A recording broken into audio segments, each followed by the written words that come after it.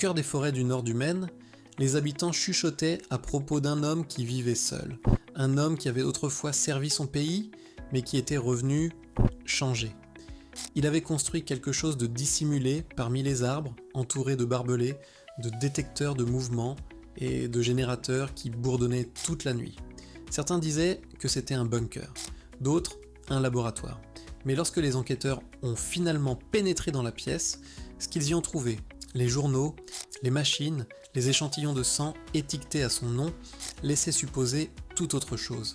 Il avait écrit une phrase glaçante sur le mur « Je ne suis plus humain ».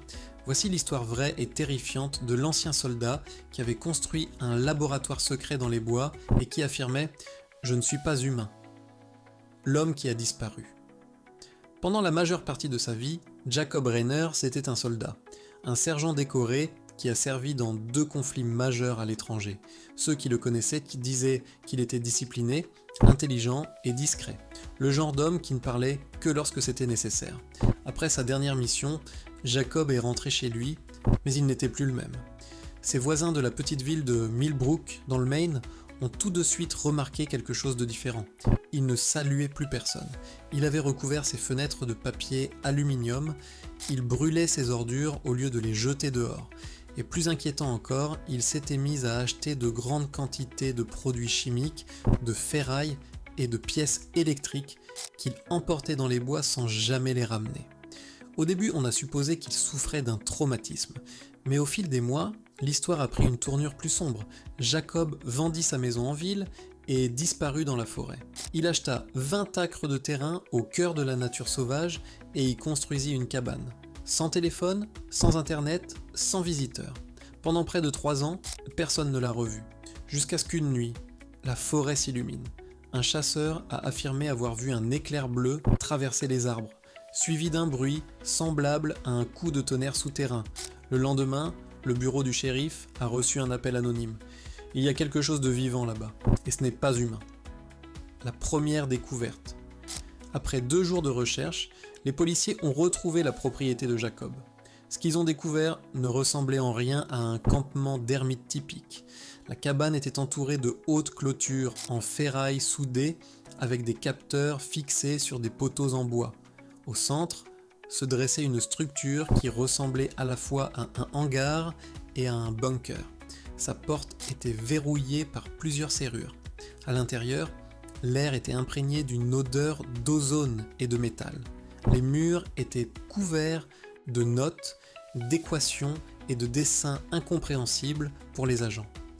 On y trouvait des circuits imprimés, d'étranges récipients en verre remplis de liquide translucide et plusieurs appareils métalliques à l'aspect organique. Et puis, il y avait les bocaux, des dizaines d'entre elles soigneusement empilées sur une étagère. Chacune portait une date et une tache ressemblant à du sang, mais pas tout à fait rouge, plutôt une teinte argentée. La dernière étiquette indiquait « Échantillon numéro 41, non compatible avec les tissus humains ». Mais Jacob n'était pas là. La cheminée était encore chaude. Ses bottes étaient à la porte. Son sac à dos avait disparu. Et sur le sol, écrit à la craie, se trouvait un message qui a glacé le sang de tous les enquêteurs. « Ne me suivez pas, c'est déjà à l'intérieur. » Le passé de Jacob. Alors que les recherches se poursuivaient, le FBI s'est impliqué. Le passé militaire de Jacob a rendu l'affaire délicate. Des dossiers ont été déclassifiés et ce qu'ils ont révélé n'a fait qu'épaissir le mystère. Lors de sa dernière mission à l'étranger, Jacob avait été affecté à un programme secret testant de nouvelles améliorations biologiques censées améliorer l'endurance et la récupération des soldats. Les documents officiels le désignaient comme tel projet Helix. Le projet a été abandonné après que plusieurs sujets d'essai ont présenté des effets secondaires graves, insomnie, paranoïa et instabilité cellulaire. Mais selon des notes internes, Jacob était l'un des derniers survivants. Son organisme avait commencé à produire dans son sang un composé non identifié, une protéine métallique, qui permettait une guérison rapide mais provoquait des changements neurologiques imprévisibles. Peu après l'abandon du projet, Jacob a été renvoyé. Et puis, il a disparu dans les bois.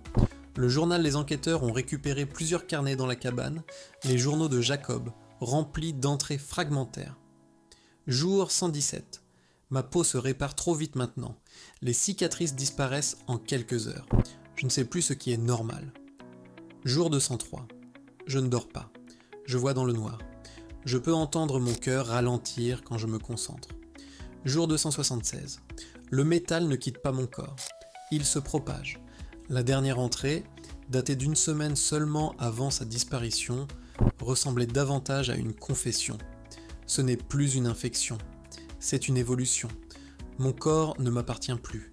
Je pense qu'il est en train de construire quelque chose en moi en utilisant mon corps comme modèle. Il y avait aussi des croquis, des dessins de son propre corps disséqués, montrant d'étranges veines métalliques se propageant dans les tissus musculaires.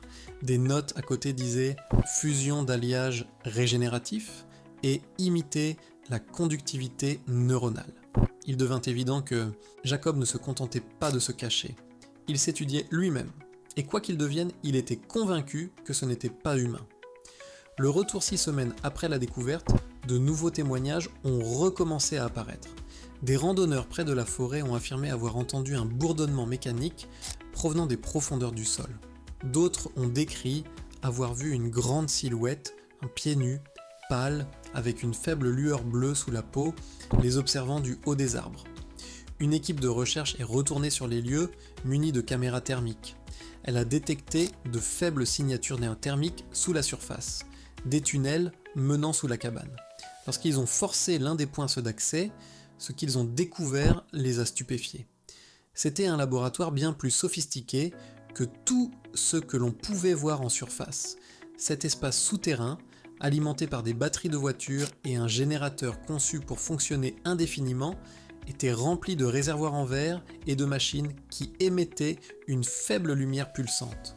Au centre de la pièce se trouvait une grande chambre cylindrique, ouverte et vide. Sur le côté, un écran numérique affichait un seul mot, adaptation, 97% terminé, et à côté, un mot scotché au mur, écrit de la main de Jacob, si ça marche, je n'aurai plus besoin de corps. La chasse à l'homme. Les recherches se sont étendues sur des kilomètres à la ronde, mobilisant drones, chiens et imagerie thermique. Mais Jacob restait introuvable. Une nuit, un garde forestier nommé Ellis aperçut un mouvement près d'un ruisseau à 2 miles du laboratoire. Il s'approcha silencieusement, sa lampe torche tremblante. Au premier abord, on aurait dit un homme agenouillé au bord de l'eau. Mais lorsque la lumière frappa la peau de la silhouette, elle se refléta comme du métal. Ellis a crié « Jacob ?» La silhouette se retourna. Son visage, ou ce qu'il en restait, était lisse, uniforme, presque sans trait distinctif, à ce que l'humanité n'a pas pu survivre. Le composé argenté trouvé dans son sang n'a jamais été identifié, mais les scientifiques ont confirmé qu'il réagissait au courant électrique, suggérant qu'il était à la fois biologique et mécanique, un métal vivant. D'après les quelques pages restantes de ses notes, Jacob pensait que ce métal pouvait penser. Il écrivait qu'il apprenait de lui, imitant ses signaux cérébraux et formant sa propre logique. La dernière ligne de son carnet disait « La prochaine évolution ne sera pas humaine. Elle se souviendra de nous et elle s'améliorera. » L'héritage des bois. Aujourd'hui, la forêt où Jacob avait installé son laboratoire reste fermée. Des intrus signalent par des lumières brailles vacillantes la nuit, d'étranges décharges électromagnétiques et une odeur d'ozone dans l'air. Certains affirment que si l'on s'enfonce trop loin dans les bois, le téléphone s'éteint, la boussole tourne et l'air se met à bourdonner, comme si l'on se trouvait à l'intérieur d'un être vivant. La légende locale l'appelle ainsi le bosquet de fer, un lieu où la frontière entre l'homme et la machine s'est estompée. Et parfois, par des nuits calmes, des randonneurs ont rapporté avoir entendu une voix mécanique résonner dans les bois, douce, presque empreinte de regret, chuchotant « J'ai essayé de rester humain ». L'histoire de Jacob Renner nous rappelle combien la frontière entre le génie et la folie, entre l'invention et l'obsession est fragile. Il entreprit de se reconstruire, mais peut-être que ce qu'il a créé n'était pas destiné à ce monde. Qu'il soit devenu une machine, un fantôme ou quelque chose entre les deux, nul ne le sait. Mais une chose est sûre, au cœur de ces bois, quelque chose d'innaturel a vu le jour. Et certaines nuits, quand la forêt bourdonne et que le sol tremble, les gens jurent qu'il est toujours là, attendant que quelqu'un d'autre finisse ce qu'il a commencé. parce que peut-être que Jacob avait raison depuis le début. Peut-être n'était-il plus vraiment humain.